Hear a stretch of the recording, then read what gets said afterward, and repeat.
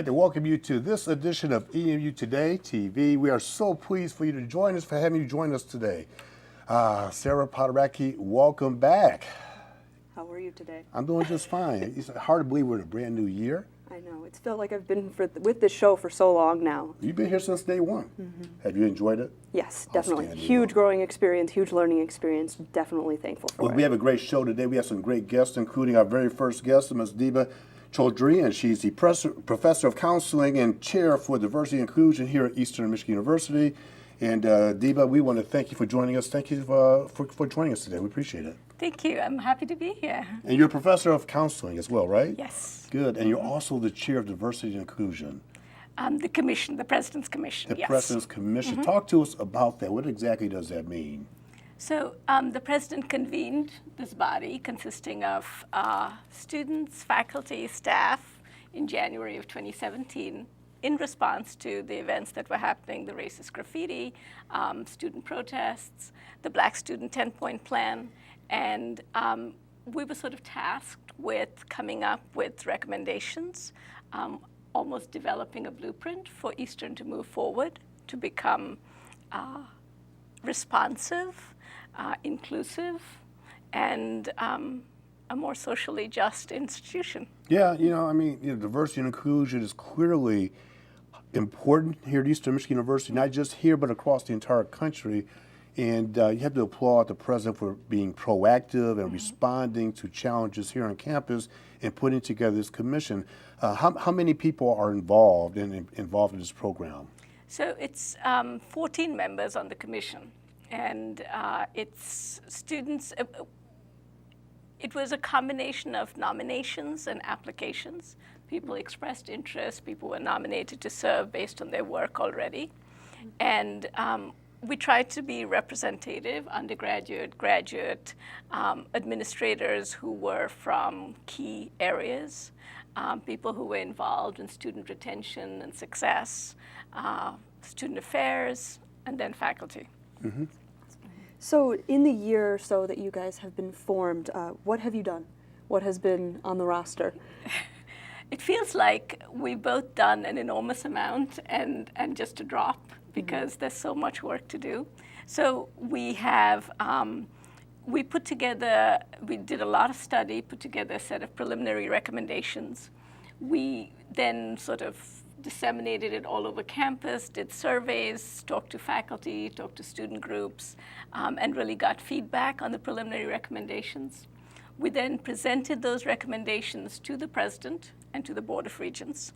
And now sort of our task is to go forward with those recommendations as a way to meet our goals. Can I ask you what a couple of those recommendations might have been in terms of what we share with President Smith? Yep, absolutely. And this was on campus everywhere.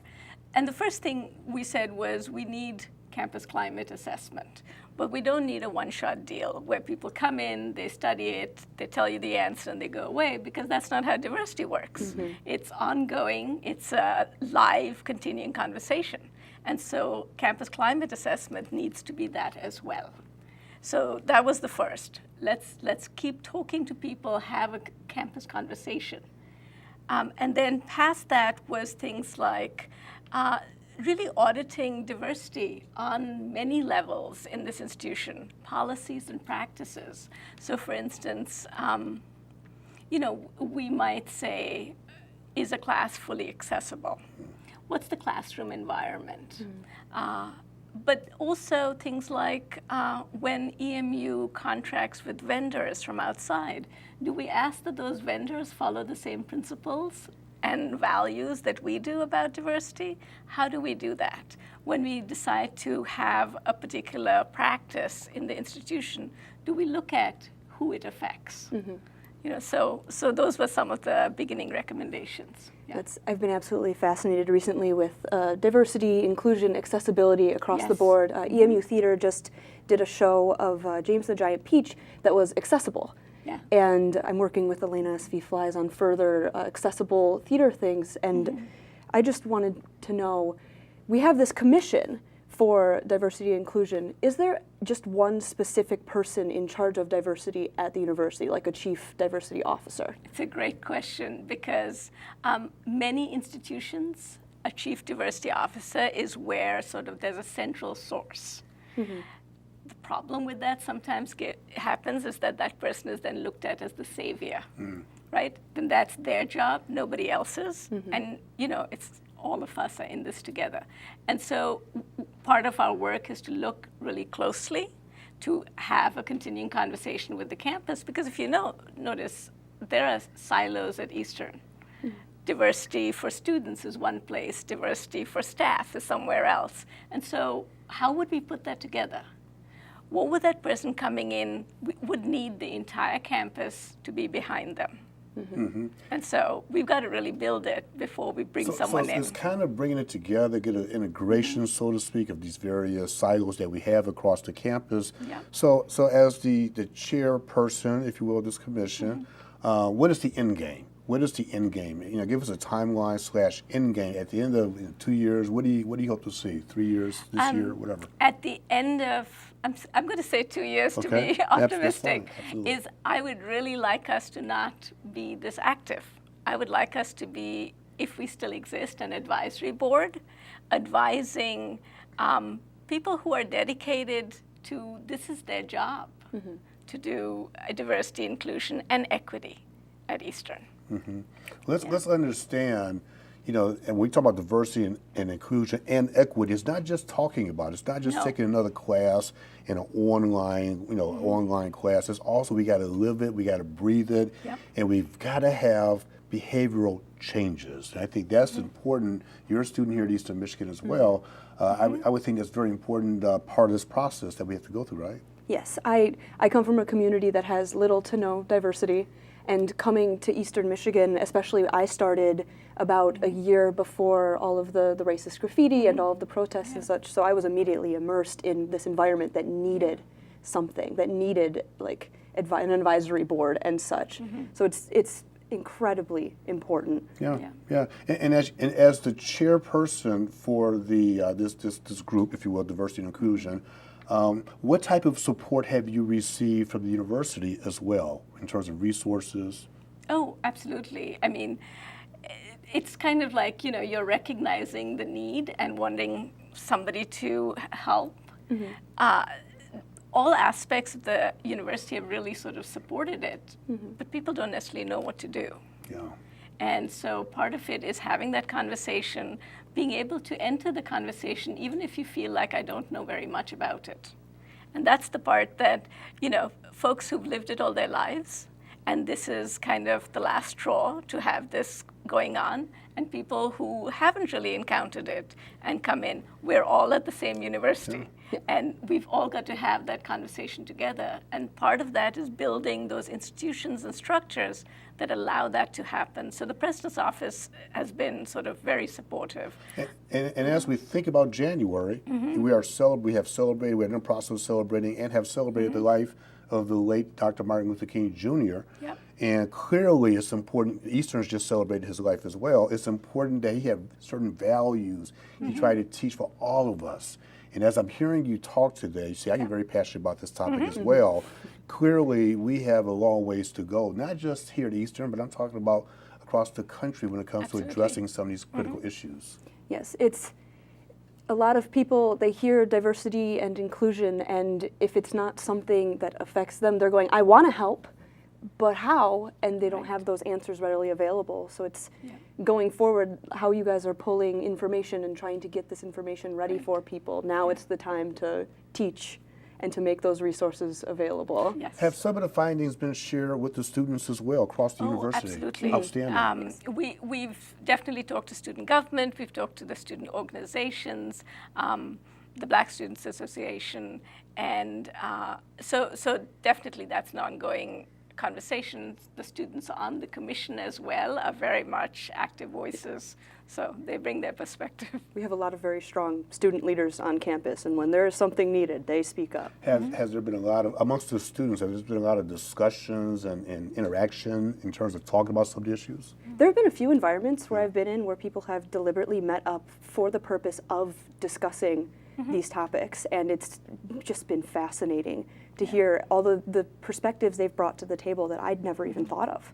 You know, and Dibya, I got to ask you, will these findings be shared with the professors? All the professors here, lecturers, full-time and part-time? You will? So I just did a presentation to Faculty Senate, and so that's the body that takes care of sort of faculty. But there's so much more work to be done through faculty development, because just because, for instance, I have a PhD in counseling is no reason that I might know about disability effectively to teach across different kinds of disability. So, you know, we've all got stuff to learn. Yeah. You know, I think another critical part is really to keeping the lines of communication open. You know, a lot of times we have a tendency of sweeping things under the rug, but it's okay to have open and frank conversation, have empathy for other people, and really just begin to have that open dialogue. And I think that's really going to help us. Dibya, I really want to thank you. We both want to thank you for coming in and just sharing with some of the great things that are happening in this space. It came out of a need. It did. Yes. And based on that need, the university is being responsive. Yes, definitely. And I think that's the piece that we really have to hone in on is developing those recommendations and begin to socialize and embrace it across the entire university as well. We thank you very much. Thank you. Absolutely. Lovely being Thank here. you. Good. And most people don't realize that the athletic events televised from Eastern's Convocation Center are locally produced with extensive student involvement. That's thanks to a partnership between ESPN, EMU, and the Mid-American Conference. EMU Today's Natalia Escalante has more on this unique learning opportunity. Working a live broadcast is really thrilling. You know, you come in here and it's one take. Hello everyone, I'm Natalia Escalante, and today we're in the EMU Convocation Center, home of EMU Athletics. When watching games at home, you may or may not wonder what goes into making these games go live on your TV. So today, we're going to talk to the ESPN team. At Eastern, ESPN provides students with the opportunity to start working in the field now so they can get that experience they need when they graduate. Take a look. I thought it was really important to bring this ESPN production trailer to Eastern because it brings that hands-on experience that you don't get a lot at out of the places. You'll actually have that experience in college before you actually go out into the real world. The purpose of this production truck is the simplest thing. It's to create video that will air on the ESPN family of networks. It's actually a converted horse trailer they brought from Oklahoma, took up to ESPN in Bristol, Connecticut, retrofit to put in all the ESPN required graphics, audio, video, all their capabilities that you would find in a bigger production truck that they use for commercial operations. The biggest thing at EMU is trying to get our students hands-on experience so they have the skills to develop into the real-world situation. Working real live broadcasts is very challenging. It's exciting. It's spontaneous and creative, but high pressure all at the same time. And I think this has helped them because they're able to use the same equipment that they'll find at ESPN, at CBS, all of those type companies that they want to work for. They can already say they've got real-world experience, hands-on opportunities, and can do it for 1, 2, 3, 4 years, depending on how long they're able to work inside the program. And the thing is that we're live. We're on ESPN+. We're on ESPN3. You can go on your web stream and watch it at any point in time. You can go play it back. You can say, hey, Mom, that was my shot that I did. Sometimes we've had even people get their shots on the top 10 for SportsCenter. And when we have excellent shots like that, you know, I always tell students, I'm like, that was your shot, and you never know when your shot's going to be on SportsCenter or when it's going to be broadcast somewhere else. So I started off as like one of the first audio engineers, and that was interesting. I did that for 2 years.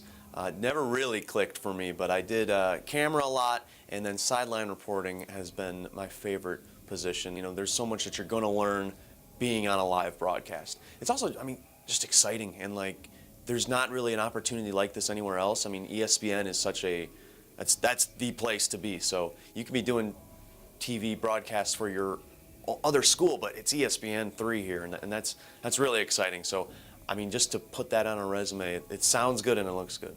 One of the things that Dave Tosca, who is our ESPN professor, he always admires the fact that our students go up to him and talk to him and ask him questions, because none of the other schools do that.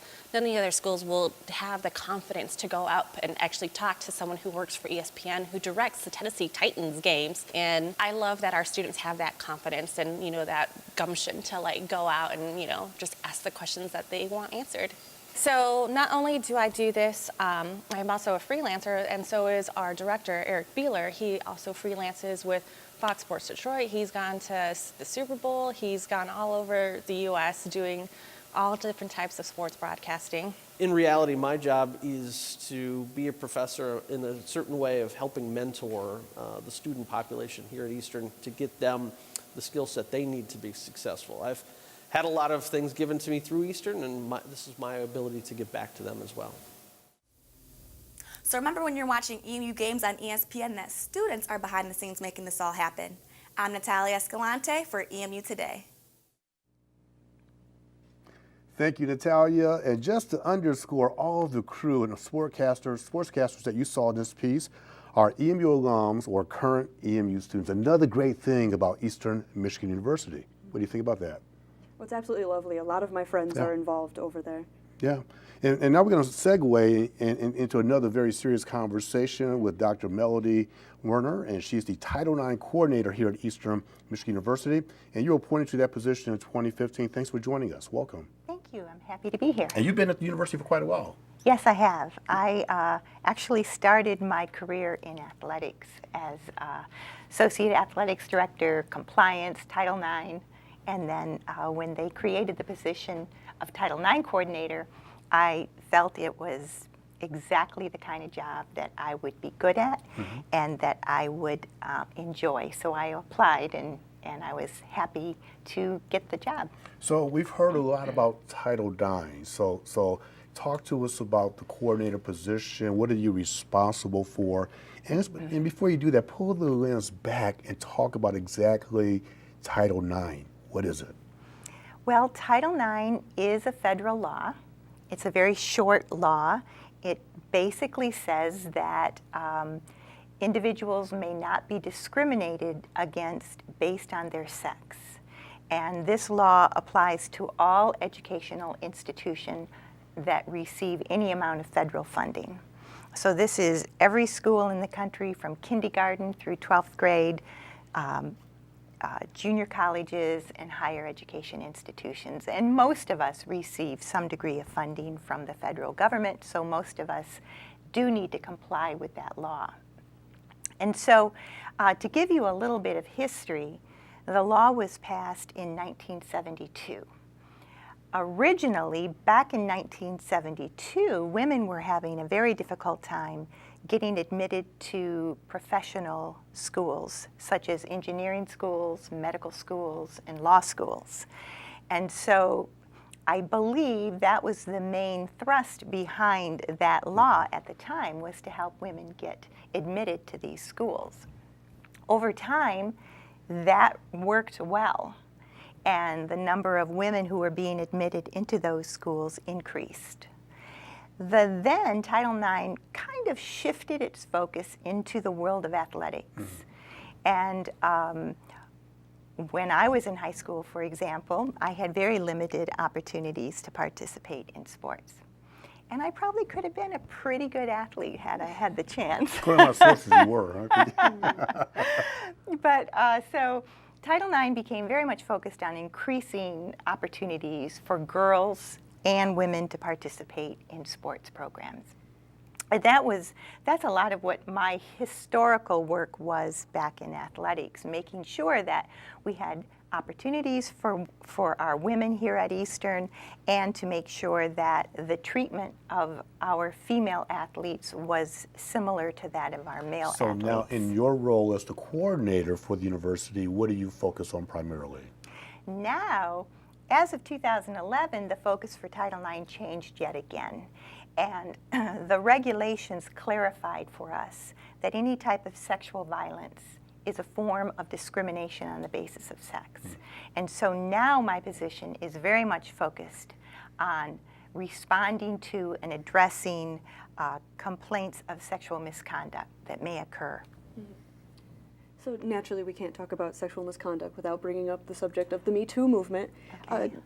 I know that we've seen changes in Title IX in 2011 to shift more on this focus. Now, what are the changes you've seen since the prevalence of the movement with like students coming forward, people talking to the department, et cetera?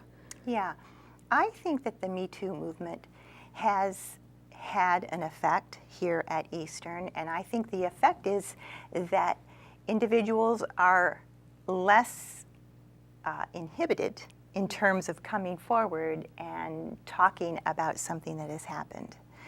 And that's a lot of what happens in my office. Individuals come in, they want to kind of pick my brain and say, this happened, and what can I do, what should I do, what kind of resources are available to me. And I see more and more of that where people are not afraid to come forward and talk about something. So it's been a very positive, has had a positive effect at Eastern. So it's not necessarily going to HR. In an historical perspective, people go to HR. In this particular situation, students would come to you directly as a Title IX coordinator. So specifically, what is the process if there's a challenge or some type of harassment or sexual violence, for lack of a better phrase? What is the process that students and other members of the university community should go through?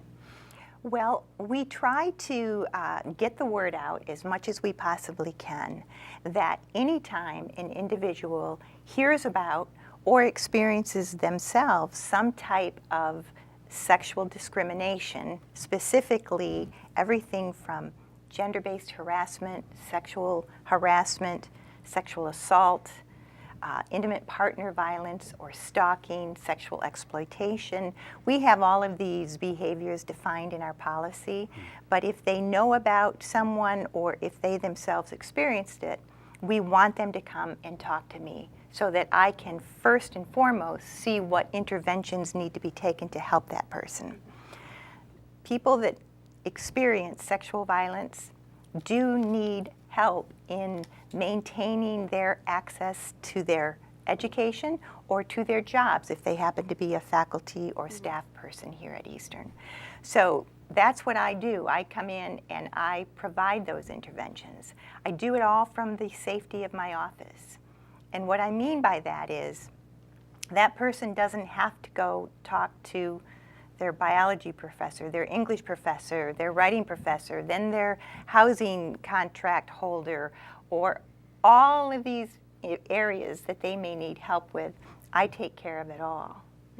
And then additionally, if the accused party is a member of the Eastern community, they may wish to hold that person accountable for their behavior, and we do adjudicate in our office.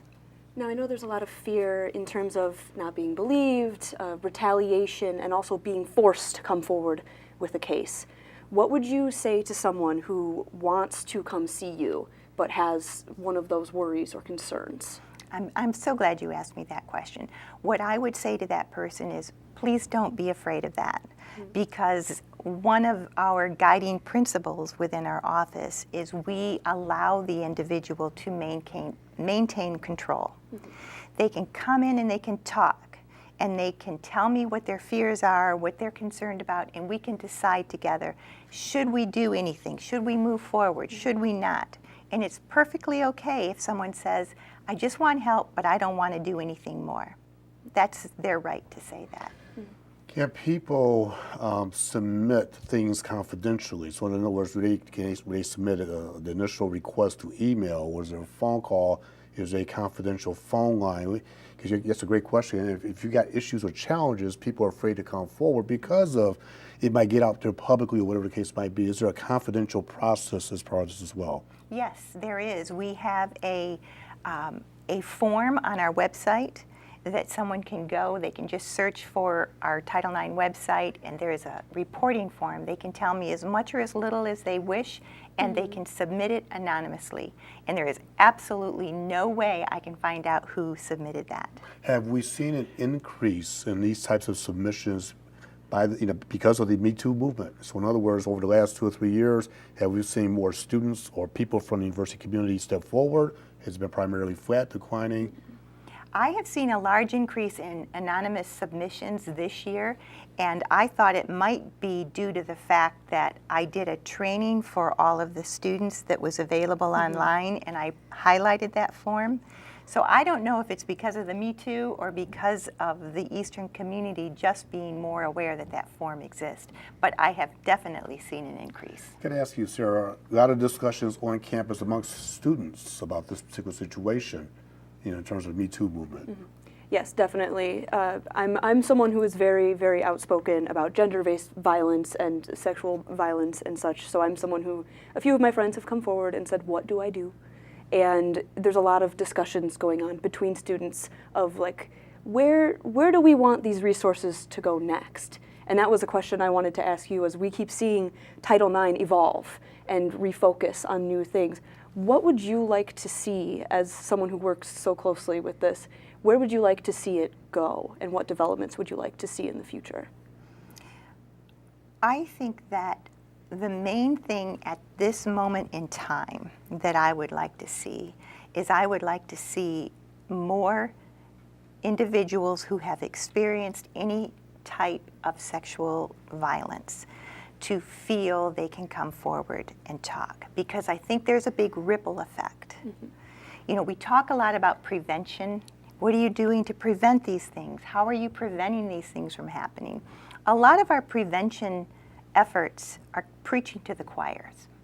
And so I think as more and more people report and more individuals are held accountable for their behavior, that has a large ripple effect and will start to change the culture, because more and more individuals will become aware of the fact that certain behaviors are prohibited and you can be held accountable for that. And I know we have a little bit of time remaining, but I'm just curious, in the classroom, you have professors. If there's a situation where a student is feeling uncomfortable, not about the professor, should that student go straight to the professor and the professor report it, or should the professor tell the student to go through the proper steps to contact you? Either way briefly? is fine. Yeah? Either way works. Yes. I mean, this is a very enlightening conversation. I was wondering, do we have mandatory reporters on campus? Because I know a lot of people don't know what mandatory reporting is. And is there kind of like a guide to who that is? Yes. Everybody at Eastern who is paid in any way by Eastern is a mandatory reporter, except it's easier to tell you who is not. Okay. And it's our individuals who work as mental health counselors. So our CAPS individuals, for example, can keep information confidential, but everybody else is a mandatory. Well, Dr. Melody Werner, apologize. We want to thank you very much for coming in and really being engaged as part of this very challenging and thoughtful conversation. Thank you very much. Thank you so much. All right, we appreciate it. Thank you very much. And we will check you out next time on EMU Today TV.